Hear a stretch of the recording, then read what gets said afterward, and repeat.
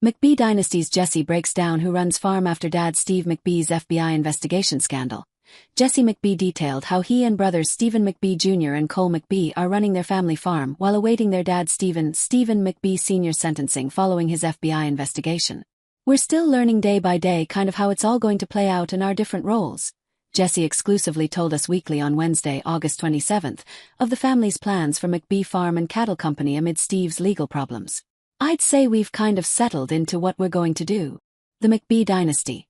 Real American Cowboys star explained that as Steve awaits sentencing, which is set for November, and if he does go to federal prison, the brothers have figured out their hierarchy in the business.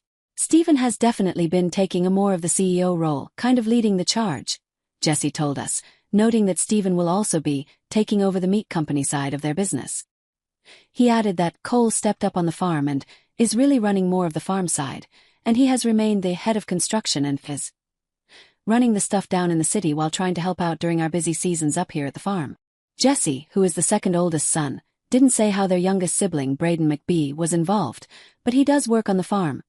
Throughout season 2 of the McBee Dynasty, Stephen has hinted at his dad's legal troubles, telling the cameras that Steve was under FBI investigation all of 2024. It wasn't until the season finale, which aired on Monday, September 1st, that Stephen informed brothers Jesse and Cole about their dad's predicament. In November 2024, Steve was charged with 1 count of federal crop insurance fraud after being accused of making a false report to insurance provider Rain and Hill in 2018. He was also being looked at for his 2019 and 2020 crop reports. He pleaded guilty that same month and confessed to selling more than 1.2 million bushels of corn and nearly 416,000 bushels of soybeans to another party, according to U.S. Attorney's Office Western District of Missouri. Stephen, meanwhile, explained in the season finale that the charge could result in up to 30 years in prison for their father, which worried the brothers.